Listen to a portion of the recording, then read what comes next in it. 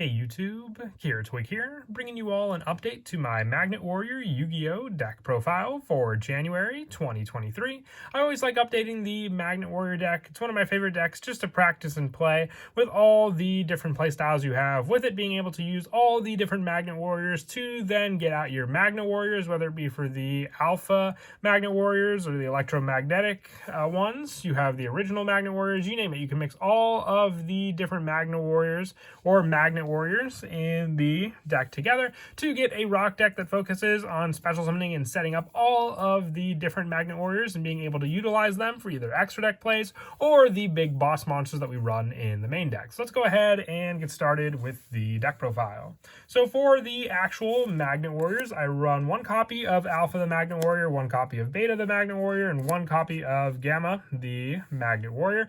If you wanted to not run the original Magnet Warriors, I just love running them. I think they look really awesome and are a great card just to special summon off of your, electromagnet warriors, just as options for level 4 summons, since all the electromagnet warriors from Alpha to Gamma are level 3.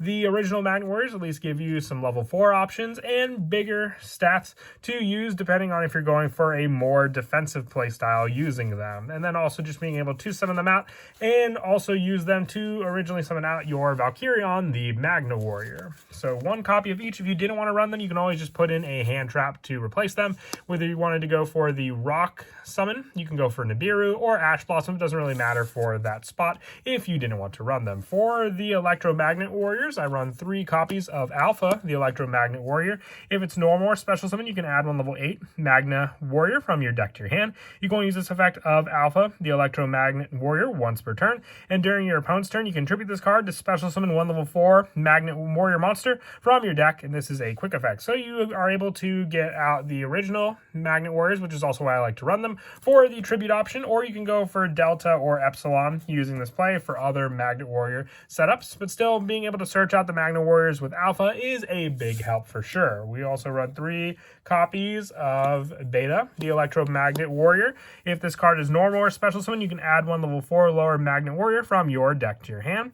And also, except for Beta the Electromagnet Warrior, you can only use this effect once per turn, and during your opponent's turn, you contribute this card to special summon one level 4 Magnet Warrior from your deck, and this is a quick effect. So once again, same special summon plays as Alpha, but this one just lets you add a level 4 lower Magnet Warrior from your deck to your hand to have more search and setup. One of those cards you can add being your Gamma, the Electromagnet Warrior. Just running 2 copies of this card. When it's normal or special summon, you can special summon the level 4 lower Magnet Warrior from your hand, except for Gamma, the Electromagnet Warrior. You can only use this effect once per turn, and having the same tribute option to special summon level 4 Magnet Warrior from your deck during your opponent's turn. For some of the newer Magnet Warriors, also running 3 copies of Delta, the Magnet Warrior. I say new, but this card did come out during Raging Tempest, which has been a couple years since its release.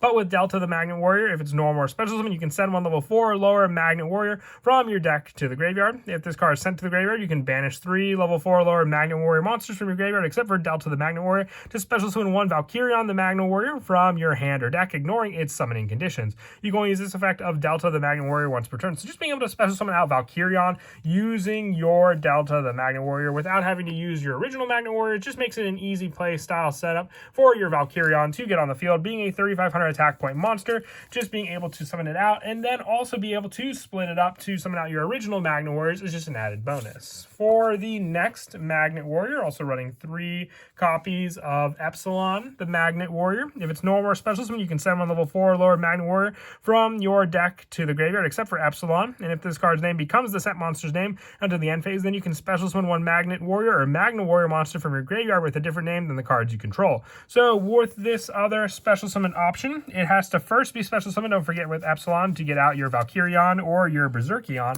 but still having this resource to recycle them is what makes Epsilon so great, just as a recycle play to utilize with your Magna Warriors that have already been summoned out onto the field. I also run 2 copies of Valkyrion, the Magna Warrior.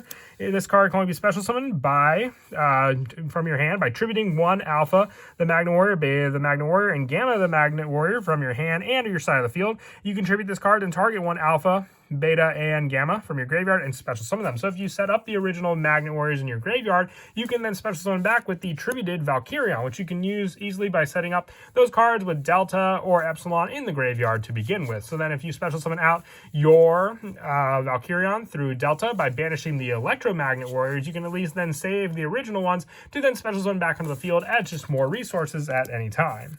And 2 copies of Berserkion, the Electromagnet Warrior. All these are searchable, don't forget, with Alpha, the Electromagnet Warrior. It cannot be normal summoned or set. It must be special summoned from your hand by banishing the Electromagnet versions of Alpha, Beta, and Gamma from your hand, graveyard, and face up on your monster zone. And you can banish one level 4 lower Magnet Warrior from your graveyard to target a card your opponent controls and destroy it. And if this card is destroyed by battle, or if this card in its owner's possession destroyed by an opponent's card effect, you can target one of each of your banished Alpha, Beta, and Gamma, the Electromagnet Warriors, and special summon them. So you have a special summon play just like your Valkyrion, using your Berserkion, but focusing more on the banish play, while Valkyrion focuses on the graveyard. That's why you want to keep your original Magnet Warriors, if they're in your graveyard, if you can, in your graveyard to tribute off, to summon out with Valkyrion, while you can make use of Berserkion when this card is destroyed to just special summon back the Electromagnet Warriors from themselves.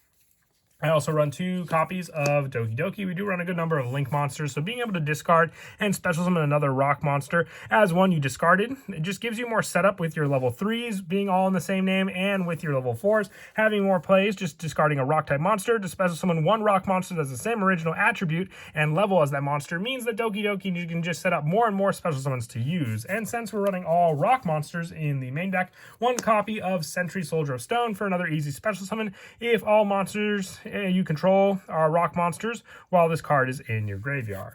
Moving on now to the spells, I run 3 copies of Magnetic Field. This is our field spell. If you control a level 4 lower Earth rock monster, you can target 1 level 4 lower Magnet Warrior monster in your graveyard, special summon it. You can use this effect of Magnetic Field once per turn, and once per turn at the end of damage step, when an Earth rock monster you control battled an opponent's monster, but the opponent's monster is not destroyed by battle, you can return that opponent's monsters to the hand. So this is just a bounce play that can get rid of some pesky cards on the field, but also being able just to give you more and more resources by controlling a level 4 or lower Earth rock monster to special summon 1 from your graveyard back on the field means you'll get more and more search setup with the cards you summon, whether it be Delta, Epsilon, you name it, you have all those cards to use, and even the Electromagnet Warriors also.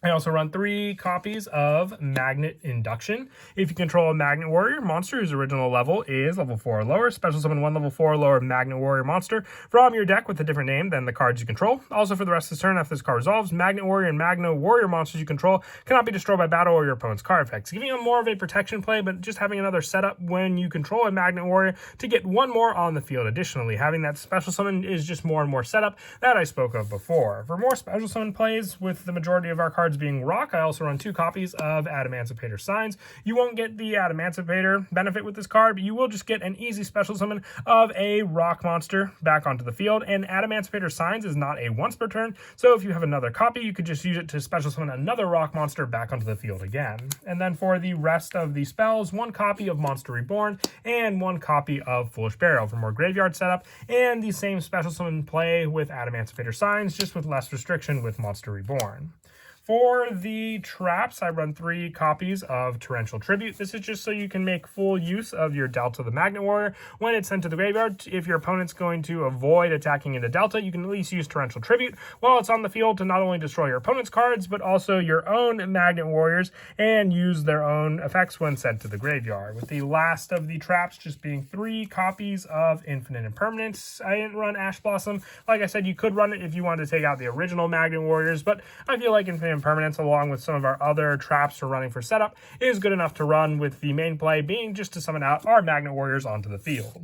And then as for the extra deck, I don't have the Fusion monster that uses Berserkion and Valkyrion for the Fusion play. If you wanted to run it, you would need to run a Polymerization as well, which is just a little more difficult to make use of in this deck because Fusion isn't our big focus in the deck to begin with. You could potentially also run First of the Dragons with the normal monsters we run, but with this, if you wanted to run Polymerization, you can just adjust your numbers, maybe reduce the field spell to 2, putting in a copy there, and even reducing some of the hand trap options like Infinite infinite permanents that we run, and maybe adjust some of your other Magnet Warriors, but then you go for more of a fusion play that resolves around the Magnet Warriors when you want to just focus on something them out as their boss monsters that they are to begin with anyway. For the extra deck monsters, aside from that, we run 2 copies of Mrs. Radiant for the Earth attribute boost that they can provide and recycle with the graveyard, 1 copy of also the Earth Charmer, 1 Barricade Board Blocker, 1 Underclock Taker, along with 1 Nightmare Phoenix, 1 Cherubini for the fact that you need 2 level 3s to summon it, but then you can also just send another additional level 3,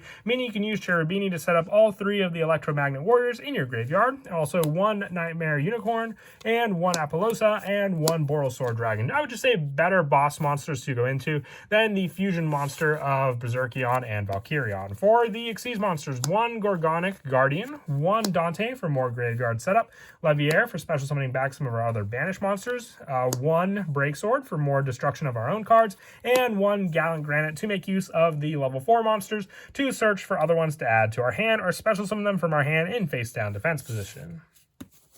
As for some of the go-to plays in the deck, once again, if you just open up your Delta or Epsilon, you can have a pretty good play there along with that and the Magnet Induction, because when you summon out your Delta, you can send a Magnet Warrior from your deck to the graveyard, and also with that play you could set up one of the Electromagnet Warriors. You could set up your Beta, because then if you special summon back Beta onto the field, you have another search. You can then activate your Magnet Induction, controlling 1, and then special summoning 1 level 4 Magnet Warrior from your deck with a different name than that card means you can then also additionally set up your Epsilon to the field as that special summon, and then use Epsilon when it is summoned out onto the field to send the level 4 lower Magnet Warrior. You can then send your additional monster, being your Gamma, the Electromagnet Warrior, and then with that final search you can overlay both of your Magnet Warriors to go into your Gallant Granite, and with that search being able to detach 1, you can add your Alpha, the Electromagnet Warrior, from your hand, with the following turn being able to then activate the summon play of Alpha, which you can even do if you already have the Magnetic Field in your hand,